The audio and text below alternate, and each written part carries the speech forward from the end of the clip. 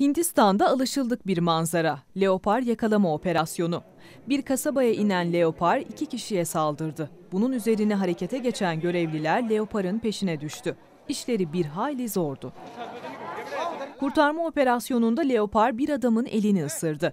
Bir binanın girişinde merdiven boşluğuna sıkıştırılan leoparın kaçmasını önlemek için ağ gerildi.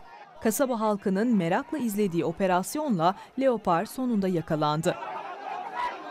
Sakinleştirilen leopar doğal yaşam alanına bırakıldı. Hindistan'da geçen haftada bir okula giren leopar 4 kişiyi yaralamıştı.